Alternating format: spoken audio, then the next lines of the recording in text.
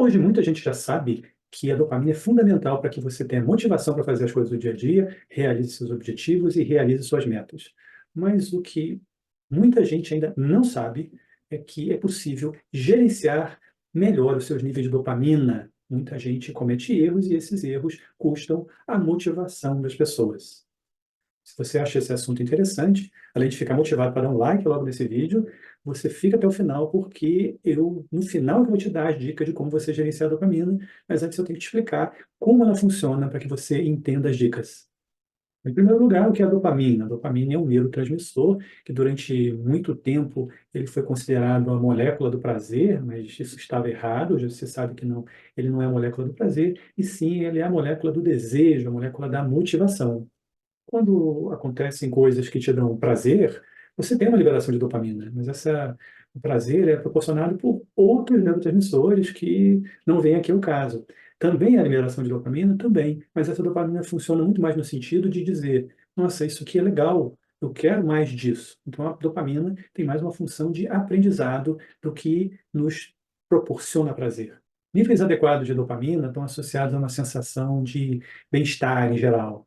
Quando as vias de dopamina estão equilibradas e funcionando corretamente, isso contribui para um estado emocional mais positivo, para uma melhor capacidade de lidar com desafios e o estresse do dia a dia.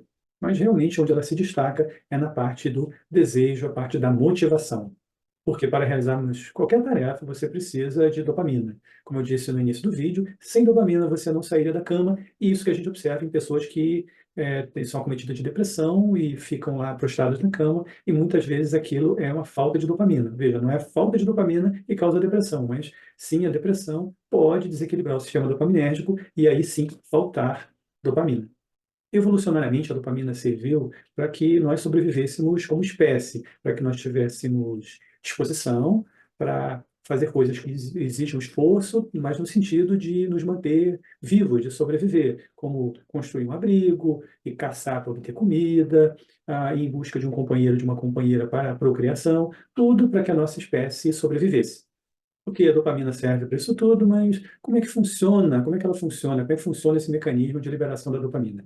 A dopamina ela é liberada na fenda sináptica, que é o espaço entre dois neurônios, e um neurônio libera e o outro tem os receptores de dopamina que recebem essa dopamina, e aí tem toda uma transmissão entre essas fendas sinápticas que vai propagando a dopamina por determinadas vias. Em termos de fluxo, você tem o que se chama de nível basal de dopamina, que é a quantidade natural, normal de dopamina que vai sendo liberada lentamente pela pessoa. E esse nível, ele é variável. Tem pessoas que têm esse nível maior e menor, e aí explica-se porque tem pessoas que são super motivadas e tem pessoas que são mais desmotivadas.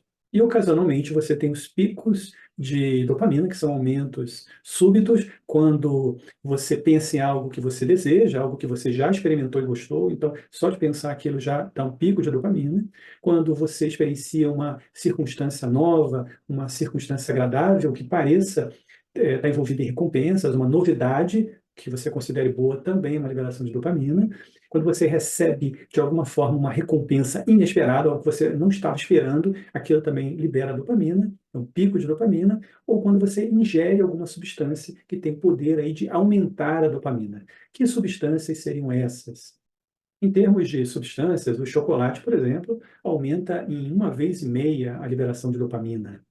A nicotina aumenta em 2,5 vezes a liberação de dopamina. E é por isso que o cigarro, ele vicia as pessoas. Falar um pouco mais adiante dessas distorções aí do sistema dopaminérgico que podem levar a adições.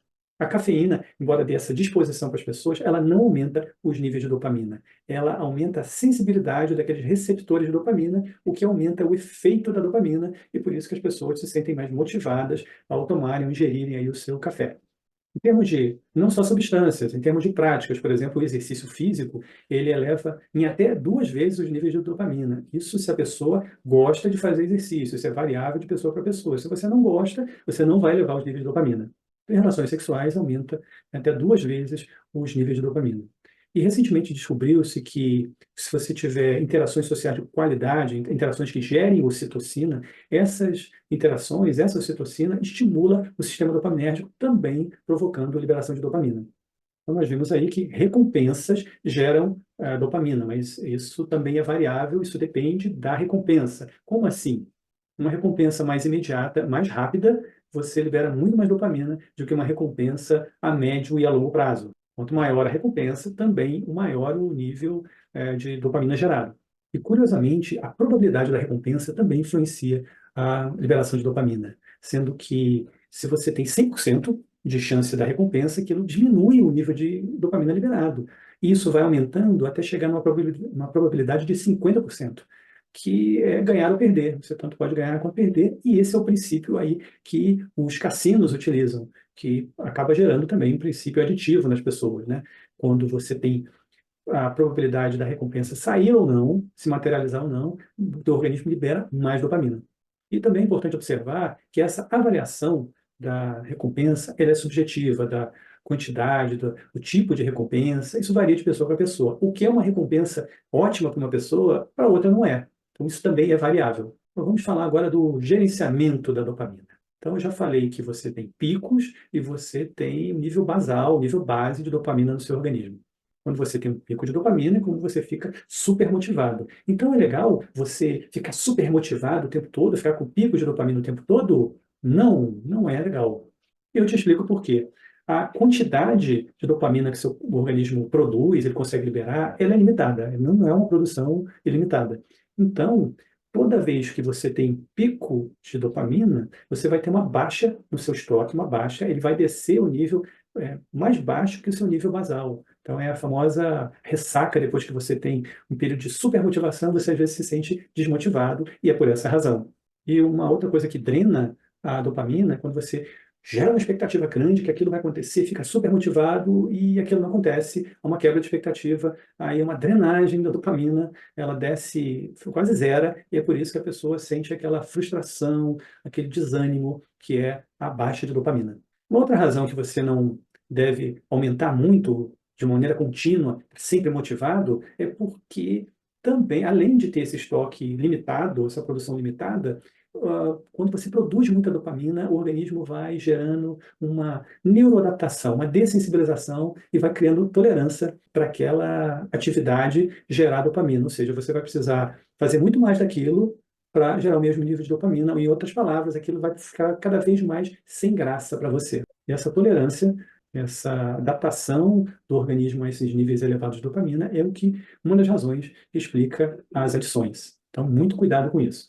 Uma pessoa que experimenta essa diminuição do estoque de dopamina e também essa dessensibilização da dopamina, nada vai parecer bom. A pessoa vai entrar naquele estado, pode entrar naquele estado de anedonia, que nada lhe interessa. A vontade é ficar na cama o tempo todo. Coisas podem afetar o sistema dopaminérgico, os níveis de dopamina. Quais são elas? Dormir mal afeta negativamente o sistema de recompensa, faz com que os receptores de dopamina não captem a dopamina adequadamente, por isso a pessoa fica desmotivada. O estresse também modula o sistema de recompensa também de uma forma negativa, inibindo a ação da dopamina, a pessoa também fica desanimada. As doenças, qualquer tipo de doença, inibe o sistema de recompensa, e daí você fica desmotivado quando fica doente, isso é natural, é uma defesa do organismo para que você não faça esforço, se você não está motivado, você não faz esforço, e isso é bom para o seu organismo se recuperar. E pesquisas com animais, não tem pesquisa suficiente em humanos ainda, mas essas pesquisas mostraram que a obesidade também leva à diminuição dos receptores de dopamina.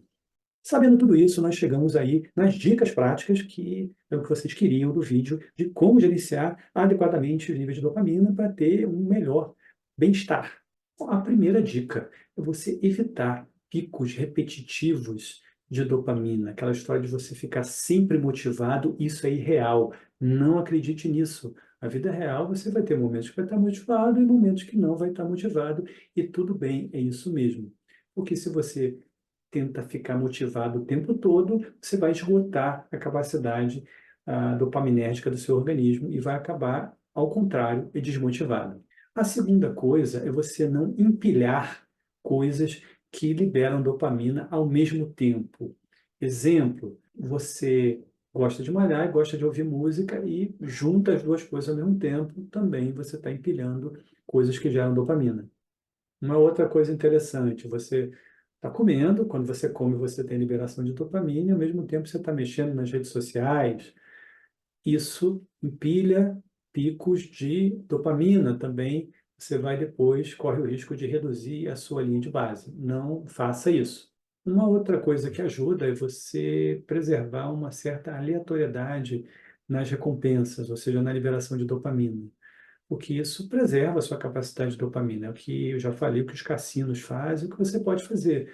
Se você for todo dia à mesma padaria que você gosta, aquilo vai se tornar 100% previsível e não vai gerar mais tanta dopamina, você vai se desencantar com a sua padaria favorita. Então, não faça isso. Outra dica: evite obter dopamina de substâncias, induzir isso artificialmente. Exemplo: nunca vai estudar e você toma um medicamento, alguma coisa que eleve a dopamina, exceto se você tiver TDAH.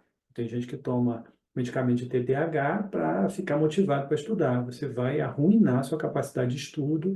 A médio e longo prazo, essa é uma péssima medida que você pode adotar. Outra dica muito interessante é você ressignificar o conceito de esforço para você. O que é isso? A gente não quer passar por aquele, por exemplo, esforço de fazer um exercício físico.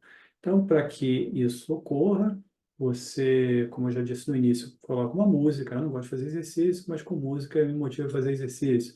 Ah, eu vou, ao final do exercício, comer alguma coisa que eu goste, ter alguma coisa que eu goste, uma recompensa ao final. Eu sei que isso é um método até divulgado naquele livro O Poder do Hábito, e dentro de certas circunstâncias funciona. Mas qual é o problema disso? Você está sabotando a sua capacidade de gerar dopamina da atividade, por exemplo, de malhar, da atividade de fazer exercício, de uma coisa que é saudável e é útil para você. Pior, você desloca tanto o eixo para o depois, eu só tenho dopamina depois, que aquilo passa a ser cada vez mais uma tortura. Aí eu tenho que acabar logo, porque eu tenho que ter a recompensa, ou eu só faço isso com a música. Como nós já vimos, isso vai detonando a sua capacidade dopaminética para aquela atividade, de modo que você vai precisar de cada vez mais música, de cada vez mais recompensa ao final. Isso não tem um resultado bom para você. O verdadeiro segredo está em você dominar o teu córtex pré-frontal, que faz parte do seu sistema dopaminérgico, e pensar: eu estou fazendo bem para mim, isso faz bem para mim, então eu vou fazer porque isso é bom para mim. E isso você pode, sim, ressignificar aquilo, não ficar tão dolorido, ser tão doloroso. Porque quanto mais você pensa que aquilo é doloroso, mais doloroso vai ficar. Sua mente tem um grande poder de sugestão sobre você mesmo. Então, se você dizer, eu vou fazer isso, eu vou viver bem, então você consegue gerar dopamina mesmo durante a atividade, o que é muito bom, que vai aumentar, inclusive, a sua capacidade, de realização das coisas. Então, não fuja da dor com recompensa. Ressignifique a dor, porque ela pode ficar muito menos severa. Aliás, a dor tem um aspecto interessante. Quando você tem um evento, de dor, entre aspas, aquilo depois você gera dopamina. E espontaneamente. Exemplo, uma pessoa que vai pular de paraquedas, tem uma dor, aquilo ali, adrenalina gerada, medo, aquilo é um estresse. E após o salto, a pessoa fica eufórica, todo mundo narra que fica eufórico. O que é aquilo? É a liberação de dopamina. Então, quando você tem eventos que geram dor, isso naturalmente gera dopamina. E isso é o que está por trás de uma outra coisa que andou em moda, que é aquela ideia de você tomar banhos frios, banhos gelados. Muita gente divulgava aí nas redes sociais, ficava na banheira cheia de gelo, mergulhava numa banheira cheia de gelo para ter mais disposição durante o dia, para gerar mais dopamina. Isso foi baseado num experimento em que as pessoas ficaram um tempo mergulhadas em água gelada e mediram-se no sangue os níveis de dopamina e norepinefrina, né, noradrenalina, e eles aumentaram significativamente os dois, né? Então, isso geralmente é um aumento constante e um aumento progressivo que se mantém. Então, isso gera um estado de bem-estar. Só que isso tem alguns poréns aí que as pessoas não falam. Esse aumento de dopamina ele foi obtido num experimento que as pessoas ficaram uma hora na água gelada. Então, eu não recomendo ninguém ficar uma hora dentro de uma banheira de gelo para gerar dopamina. Para você reproduzir isso aí, não tem experimentos com menos tempo, que a pessoa fica 10, 15 minutos. Então, não tem uma evidência científica muito sólida que aquilo vai gerar a mesma quantidade de dopamina.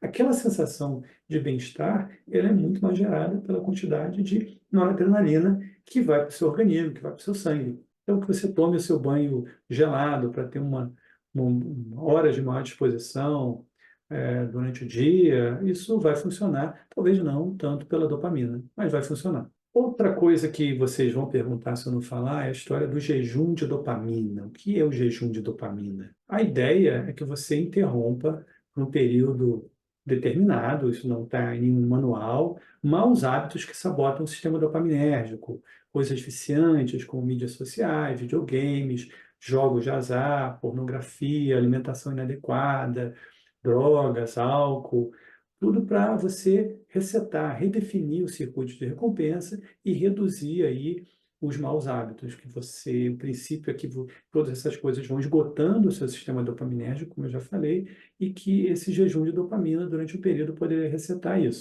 A ideia original desse jejum de dopamina foi proposta por um psiquiatra norte-americano, Cameron Seppa, e, na verdade, a ideia dele era se afastar das tecnologias e buscar atividades mais simples, que reconectasse a pessoa consigo mesma e com os outros. Posteriormente, isso se popularizou no Vale do Silício, aí já viu, né? E virou uma moda e virou a solução para tudo. Então, vamos logo dizendo, isso não tem evidências científicas que esse jejum de dopamina funcione dessa forma.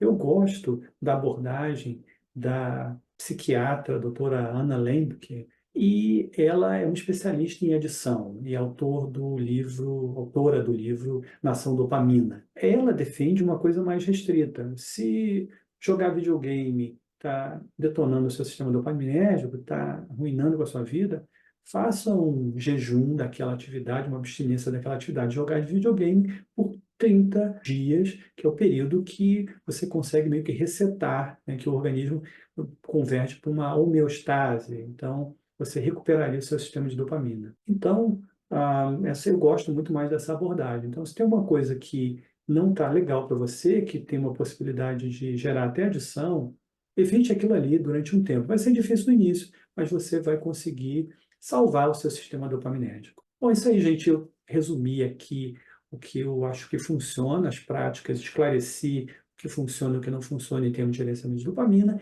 Eu espero que esse vídeo contribua para você ter um gerenciamento muito mais saudável dos seus níveis de dopamina e que você tenha seus momentos aí de motivação e de realização. É tudo por esse vídeo, eu vejo vocês no próximo e tchau!